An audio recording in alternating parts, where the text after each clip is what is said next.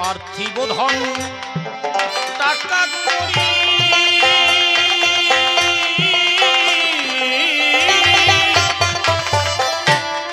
অর্থ সম্পদ বিষয় বাড়ি যেতে হবে সকল ছাড়ি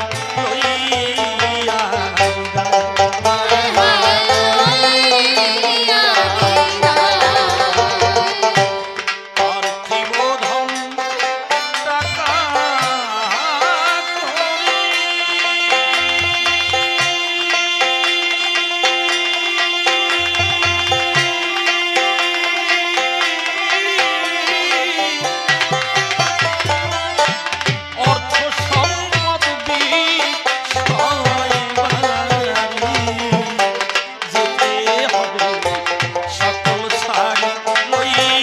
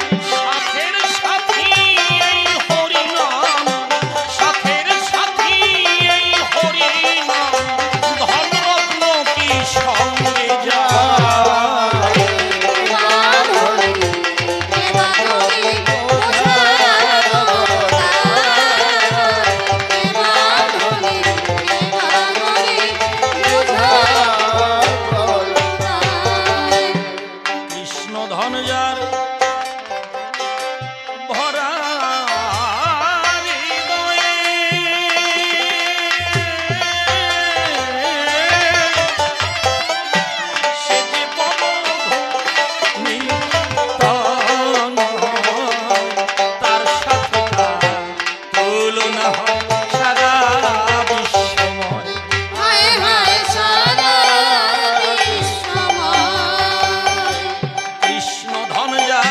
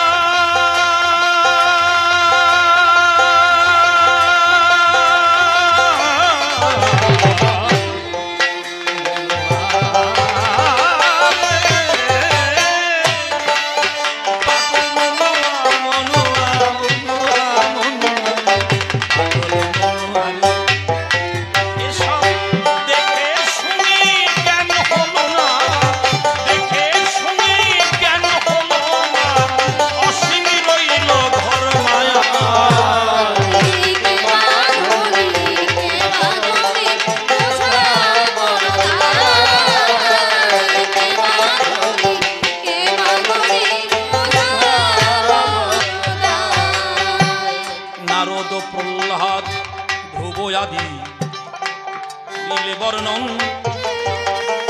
এরা কেন ব্রজ রসের হবে না মহাজন কেন তারা ব্রজ প্রেম পেল না গো আমি তোমার জানাই ধৈর্য ধরে সব বাবা বলে যাব নারদ প্রহ্লাদ ব্যাস ধ্রুব কিসেরই কারণ ব্রজ প্রেমী থেকে বঞ্চিত তারা বলার প্রয়োজন দেখুন গোপীর ভাব গোপী সভা এখানে গোপী মানে কিন্তু নির্দিষ্ট কাউকে বলা হয়নি যার ইন্দ্রিয়গুলি অন্তর্মুখী যিনি সংযম করতে পেরেছেন অন্তর্মুখী করতে পেরেছেন তিনি গোপী আপনার আর আমার স্বরূপগত এক এই জগতে স্বরূপের বিচারে কেউ নারী না কেউ পুরুষ না খালি দৈহিক দিক থেকে কেউ নারী কেউ পুরুষ আনন্দের বাজারে সব এক ওই নাশ রমন নাহাম রমন এটা হচ্ছে গোপী ভাব নারদ প্রহ্লাদ এদের ভিতরে সেই গোপী ভাব আসেনি কি করে তারা পাবে ব্রজপ্রেম শিব পর্যন্ত রাশে গিয়ে ধাক্কা খেল পুরুষ অভিমান নিয়ে গিয়েছিলেন বলে এই জগতে একমাত্র কৃষ্ণ পুরুষ আর সব প্রকৃতি কথাটা ঠিক কিন্তু যখন আমার ভিতরে সেই পুরুষত্বের অভিমান জাগে তখনই তো আমি সাজা পাই এই নারদ প্রহ্লাদ এদের ভিতরে সেই গোপী ভাব আসেনি আমি একটু উদাহরণ দিয়ে বলি এখানে হয়তো অর্থশালী মানুষও থাকতেই পারে না আর 2-10,000 টাকা বা 2-4 লাখ টাকা নাই এমন মানুষ খুবই কম এটা আমার একটা উদাহরণ আমি মনে করেন 1 কোটি কি 3-4 কোটি টাকার মালিক আমার অনেক টাকা পকেটে আছে তা টাকা আছে বলে কি আমি মিষ্টির দোকান থেকে মিষ্টি কিনে খেতে পারবো না কি বাবা পারবো কি একজন বলছে পারবো না আপনারা কি বলেন পারবো আমার পকেটে টাকা আছে 10,000 টাকা আছে কম আমি কি মিষ্টির দোকানে কি মিষ্টি কিনে খেতে পারবো না এই দাদা বলছে পারবো হ্যাঁ পারবো না এটাও ঠিক আবার পারবো কখন পারবো আমার যদি সুগারের ব্যাধি না থাকে তাহলে পারবো আর যদি সুগারের রোগ হয় যদি সুগারে ধরে টাকা থাকতে পারে পকেটের ভিতরে রসগোল্লা কিবা করে যার সুগার নাই তার কাছে রসগোল্লা খুব ভালো একটা খাদ্য আর যার সুগার হয়েছিল রে বাবা দেখো না বৃষ্টির দোকানের দিকে তাকাবো না কথাটা কেন বললাম পুরুষত্বের অভিমান জ্ঞানের এই ধরনের বহিঃপ্রকাশ এটা থাকলে গোপী স্বভাব লাভ হয় না এই জন্যই এদের ব্রজ প্রেম হলো না বুঝেছো বাবা আর যদি একবার কেউ ওই জগতে প্রবেশ করে তখন তার ভাব কিরকম হয় কিরকম হয় তার ভাব একটা কথা প্রসঙ্গক্রমে মনে পড়ে যায় ধৈর্য ধরে শুনুন আপনারা যত গোপী স্বভাবটা কেমন যিনি জানতে মরণ মরতে পারে জ্যান্ত মরণ সে কিরকম অবস্থাটা এক সওদাগর এক দিবসে বাণিজ্যেতে যায় মাল কিনে অন্য হাটে বিক্রি করে শুনিস কি ঘটনা ঘটেছিল গো আপনারা শুনুন দিয়ে মন মাল কিনে বিক্রির মধ্য দিয়ে হয় যে উপার্জন আমরা যাকে ব্যবসা বলি, আগেটাকে বলা হতো সওদাগর। যারা বাণিজ্যাদি করতেন, মাল কিনে অন্য জায়গায় বিক্রি করতেন, এটা আগেকার নাম ছিল সওদাগর। উনি এক জায়গা থেকে বিক্রি কিনে আর এক জায়গায় বিক্রি করে, লাভটা তো নির্ভর করে কেনার উপরে। উনি যে বাজারে ভেবেছেন গিয়ে আমি কম দামে ভালো মাল কিনতে পারবো, গিয়ে দেখছেন কি ওনার ভাবনাটা বিপরীত, অনেক চড়া দাম। এত দাম, এই দামে মাল কিনলে আমি বিক্রি করে লাভবান হব না। তাই নূতন বাজারে যখন এসেছি, আমি বাজারটাকে একটু দেখে যাই কোথায় কি আছে, আবার যদি আসি। ভ্রমিতে ভ্রমিতে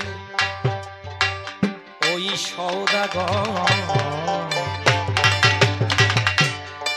এদিক ওদিক ধায় বাজারের এক প্রান্তে হইল উদয়। বাজারের এক প্রান্তে গিয়ে উপনীত হয়েছে। তখন বাজার শেষ, মানে হাট।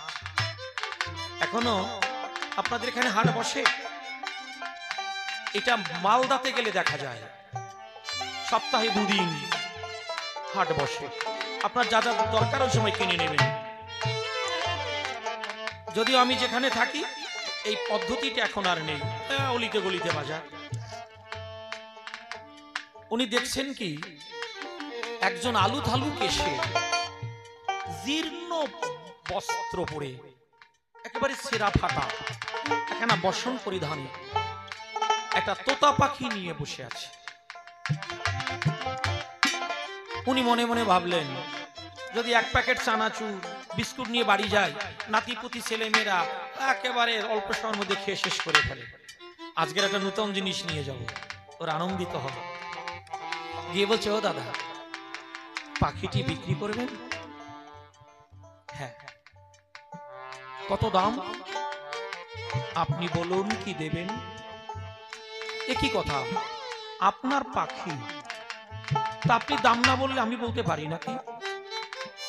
দেখুন, এই পাখিটিকে বিক্রি আমার করতেই হবে। কেন? আমার ঘরে আমার স্ত্রী, একটি ছোট্ট ছেলে আর আমার বৃদ্ধা মা। আজ বেশ কয়েকটা দিন অতি কষ্টের মধ্য দিয়ে আমরা দিন কাটিয়েছি। ছেলেটি যখন ক্ষুধায় বাবা বাবা বলে কেঁদে ওঠে, তখন আমার মরণ হয়ে যায়। কয়েকটা চা, একটু জল হাতে দিয়েছি। বলুন, বাবা হয়ে ছেলে যদি অভুক্ত ক্ষুধার জ্বালায় কান্না করে, পিতা হয়ে তা মেনে নেওয়া যায় না।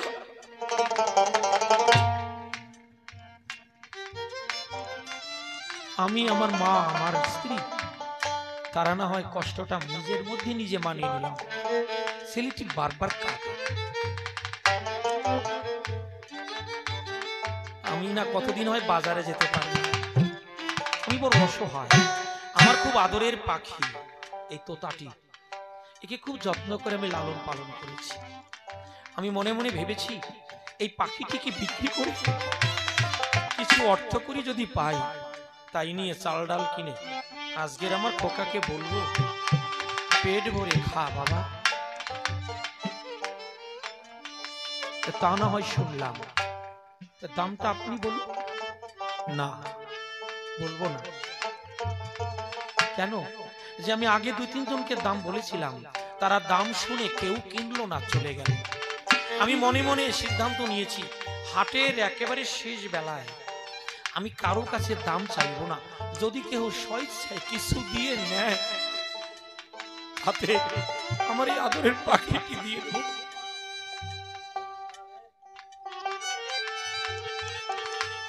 আপনি যা দেবেন আমি তাতেই দিয়ে দেবো।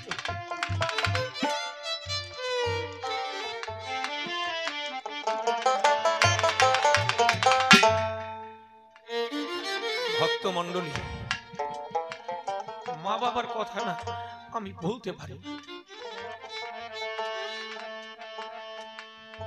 খুব কষ্ট হয় আমার। কারণ আমার যখন 3 মাস বয়স, আমি সজল সরকার হয়ে বলি, আমার পক্স হয়েছিল। আমার মা আমাকে রেখেছে বুকে, রেখেছে কলার পাতায়। ঘৃণায়, লজ্জায়, গন্ধে সবাই সরে গেছে।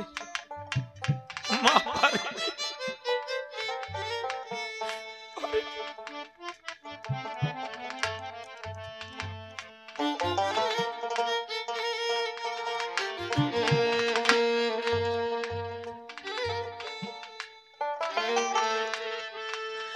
আমরা যে কি আদরে, প্রত্যেক মায়ের কাছে সন্তান যে কি আদর, আমরা যদি তা মূল্যায়ন না করি, সামান্য একটু ভুলে কত বেশি কথা বলি মা বাবাকে। আমার নিবেদন রইল, আমার দ্বারা হতো না, আমার ভাইদের কাছে, বোনদের কাছে দাবি রইল, কেউ মা বাবাকে কষ্ট দেবেন না।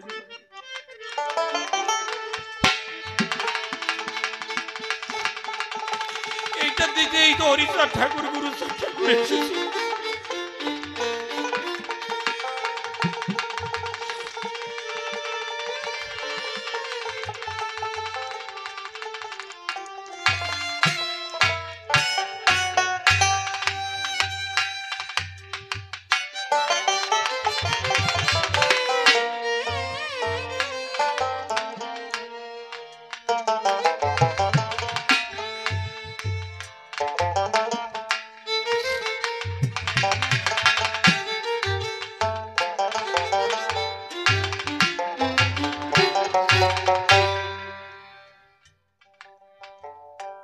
আপনি যে দাম দেবেন আমি সেই দামে দিয়ে দেব।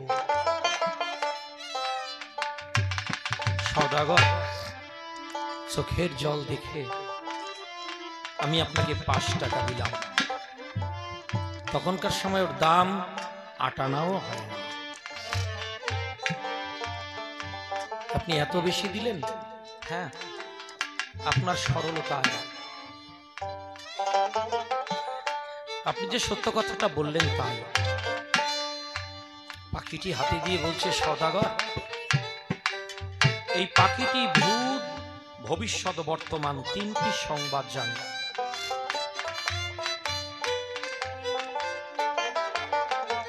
অতীত, বর্তমান, ভবিষ্যৎ 3টি বার্তা দিতে পারে।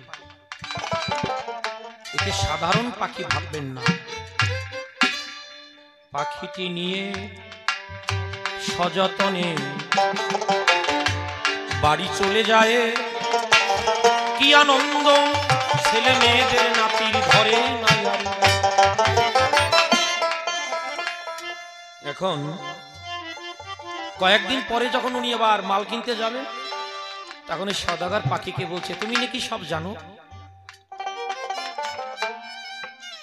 অতটা বলো কোন হাটে গেলে আমি কম দামে ভালো মাল কিনতে পারবো। পাখিটি বলে দিল। উনি দেখছেন সঠিক। এইভাবে মাল কিনে কিনে উনি অনেক অর্থের মালিক হলেন। এক কথায় ধন কুবের হলেন। কিছুদিন যেতে যেতে দাগে দিয়ে কয়ে, সওদাগর যখন চলেছে মাল কিনিবার আশায়, ওই তোতা পাখি ডেকে বলে গো, সওদাগর রইল নিবেদন, একটা কথা ধৈর্য ধরে করিবেন। হ্যাঁ বলো, তুমি কি বলবে? যে আপনার তো এখন টাকা পয়সা রাখার জায়গা নেই, এত অর্থশালী আপনি হয়েছেন, তা আমাকে এখন মুক্তি দেয়া যায় না? আপনি আমাকে ছেড়ে দিন। সওদাগর বলছে, বলো কি তুমি? তোমার কি খাদ্যের কষ্ট? তোমার কি থাকার অসুবিধা? তুমি যদি বলো, তোমার জন্য একটা সুন্দর গৃহ নির্মাণ করতে পারি, তোমার কি সোনার খাঁচায় আমি রাখতে পারি, তুমি মুক্তি চাইছো কেন? পাখিটি বলছে, আপনার কথাটি আপনি বললেন, কিন্তু আমরা মুক্ত গগনের পাখি, আমরা সুনীল গগনে উড়ে উড়ে করি ডাকা ডাকি, ওই বদ্ধ খাঁচায় সোনার বাটিতে খাবার আমাদের আনন্দ দেয় না? সওদাগর, এই শৃঙ্খলে থেকে ভালো খাবার আমাকে আনন্দ দেয় না। আমি যদি মুক্ত গগনে উড়ে দিনন্তে দুই একটা শস্য দানা খাই, তার যে আমার আনন্দ। আমি মুক্তি চাই, আমাকে মুক্তি দিন। সওদাগর বলছে হবে না, হবে না, না। বেশ বেশ, তাহলে আমার আর একটা নিবেদন কি, আপনি যাতায়াতের পথে যদি কোনো জায়গায় আমার কোনো স্বজাতিকে দেখতে পান, আমার হয়ে তার কাছে একটা কথা জিজ্ঞাসা করে, হ্যাঁ বলো কি, তার কাছে একটু জিজ্ঞাসা করবেন যে ও তোতা, শোনো, আমার বাড়িতে একটা খাঁচায় বন্দি তোতা, সে জানতে চেয়েছে তার মুক্তি কিসে, কিসে মুক্তি তার। এই কথাটা একটু শুনবেন? ঠিক আছে ঠিক আছে, এটা স্বাভাবিক, জিজ্ঞাসা করব। কথা শুনে সওদাগর করিল গমন, হাটে গিয়ে ভালো মাল কিনিলেন যখন, নৌকা ভরে ধীরে ধীরে নদী পথে যায়, যেতে যেতে ওই কথাটি মনে পড়ে যায়। মনে পড়েছে, আমাকে তো জিজ্ঞাসা করেছে যে তার মুক্তি কিসে। ভালো করে লক্ষ্য করে দেখে কি, একটা বটগাছের ডালে তোতা বসা। বলছে যিনি তরি মাঝি, তাকে বলছে একটু ধীর করো, গতিটাকে মন্থর করো। যে নৌকাটাকে হালকা করে দিল গতিটা, উনি দাঁড়িয়ে বলছে, ও তোতা শোনো, এটা কথা শোনো, তোমার মতো আর একজন আমার ঘরে বন্দি আছে, সে শুনতে চেয়েছে, জানতে চেয়েছে তার মুক্তি কিসে, আমি তো তাকে বেঁধে রেখেছি খাঁচায়। এই কথাটা যেই শুনেছে, ওই যে ডালে বসা পাখিটি কাঁপতে কাঁপতে কাঁপতে কাঁপতে গাছের গোড়ায় পড়ে গেল। হায় রে সর্বনাশ, একই হলো, কথাটা শুনে পড়ে মরে গেল। ধীরে ধীরে দর্শন করে বাড়িতে যায়, খাওয়া দাওয়া শেষ করে বিকাল বেলা, যখন ওই খাঁচার সামনে দিয়ে সওদাগর করিল গমন, বন্দি খাঁচা ধীরে ধীরে করলো জিজ্ঞাসা, সওদাগর আমার কোন স্বজাতির সাথে দেখা হয়েছে কি? হ্যাঁ হয়েছে। আমার কথাটা তার কাছে শুনেছি? হ্যাঁ শুনেছি। কি বললো জানো? যে আমি জিজ্ঞাসা করলাম, ও তো তা শোনো, তোমার মতো আর একজন আমার ঘরে, তাকে বেঁধে রেখেছি খাঁচায়, সে জানতে চেয়েছে তার মুক্তি কিসে। তারপরে কি হলো শুনবে? কাঁপতে কাঁপতে মরে বটগাছের গোড়ায় পড়ে গেল। এই কথা যেই শুনেছে, ওই যে বন্দি তোতাটা সঙ্গে সঙ্গে কাঁপতে কাঁপতে কাঁপতে কাঁপতে ঘাড় ভাঁজ করে খাঁচার মধ্যে পড়ে গেল, মরে গেল। সওদাগর ভাবছে হলোটা কি? ওখানেও এই দশা, আর এই কথা শুনে এরও এই দশা, কি সর্বনাশ। ঠিক আছে, মরেই যখন গিয়েছো, আমাকে তো অনেক কিছু তুমি দিয়েছো, আমি তোমাকেই ফেলে দিয়ে আসি। উনি কি করেছেন? ওই খাঁচা খুলে, অনেক সময় আছে না 15 বছরের কি 12 বছরের ছেলেরা পায়রা ধরে, দুটো ডানা একসঙ্গে করে ওইভাবে ধরে তাকাচ্ছে আর ভাবছে, হায় রে কেনই বা শুনলাম, আর তোমার এইভাবে মরণ, তোমাকে যদি এর থেকে ছেড়ে দিতাম তাহলে আমি একটা পাপ কর্ম থেকে হয়তো অব্যাহতি পেতাম। উনি নিয়ে তাকায় আর যায়, সবাই যে জায়গায় নোংরা ফেলে, মৃতদেহ ফেলে, উনি গিয়ে ভেবে ছুঁড়ে দিল। যেই ছুঁড়ে দিয়েছে, হুরুত করে পাখিটি উড়ে একটা গাছের ডালে বসলো। তুমি মরো নাই? না, আমি মরি নাই, আর আমার ওই যে বন্ধু, ও মরে নাই। আপনার ওই কথাটা শুনে ও কাঁপতে কাঁপতে গাছের তলায় পড়ে বুঝিয়ে দিল, ওরে বন্ধু রে, এই সংসার কাউকে হাসি মুখে বিদায় দেয় না, কাউকে হাসি মুখে বিদায় দেয় না। যদি মুক্তি পেতে চাও, তাহলে জ্যান্ত মরণ মরো শ্রী গুরুর পায়। সময় থাকতে জয় রাধে গোবিন্দ বলে গুরুদেবের চরণে মরো। যদি মুক্তি পেতে চাও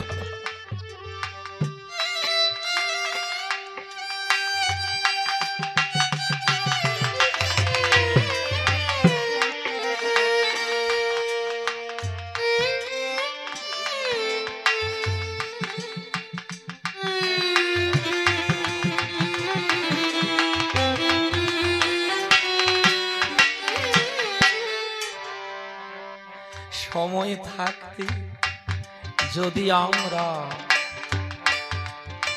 সারেন্ডার করতে পারি, তার বোঝা বহন করে আপন সিংহ। তোমার কাছে পরিষ্কার ভাবে আমি করিলাম বর্ণন, দেখি কিবা বলে এসে ভক্ত কি এখন। দেখে বাবা মুকুন্দ দাস কি বলে। এবার সজল সরকারের কাছে একটা প্রশ্ন করেছে, গুরুচাঁদ ঠাকুরের অবদান কি?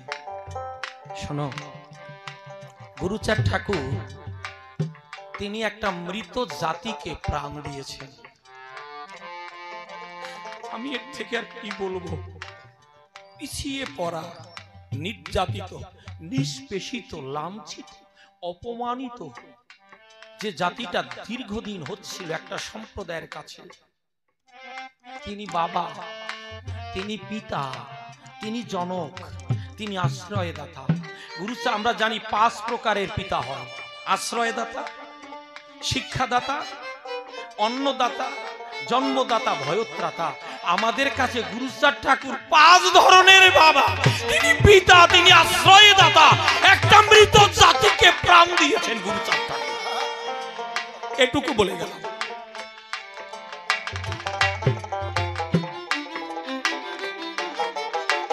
যে চন্ডাল গালি আমাদের উপরে ছিল, গুরুচাঁদ ঠাকুর মোচন করে দিলেন। আমাদের ক্রিমিনাল অ্যাক্টে ফেলেছিল ওই বর্ণ হিন্দুরা, ক্রিমিনাল জাতি হিসেবে আমরা যাতে পরিগণিত হই, চিহ্নিত হই, তার ব্যবস্থা করেছিল গুরুচাঁদ ঠাকুর। কঠিন আন্দোলনের মধ্য দিয়ে তিনি ক্রিমিনাল অ্যাক্ট নস্যাৎ করে দিলেন।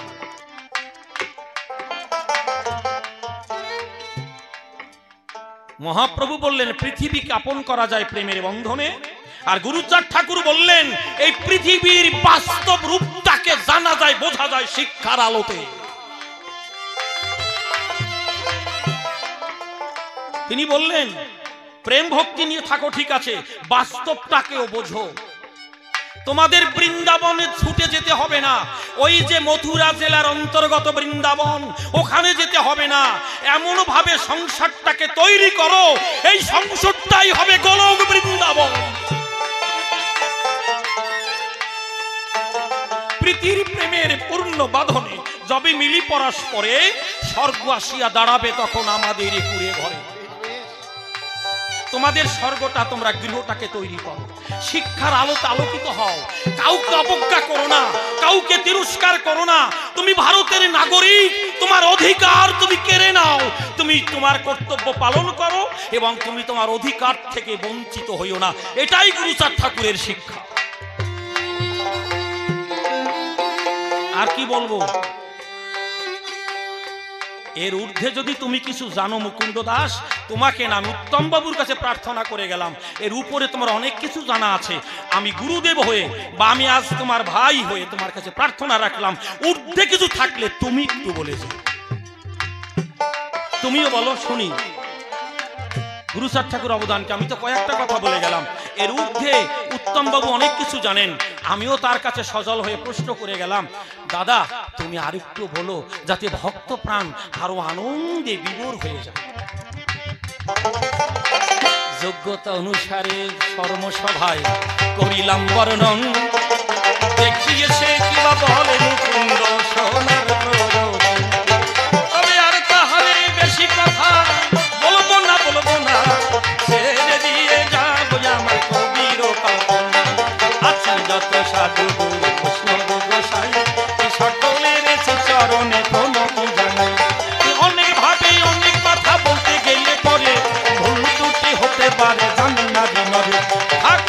বেশি বলে প্রয়োজন নাই। আমার মতোই আমি এবার শেষ করে যাই।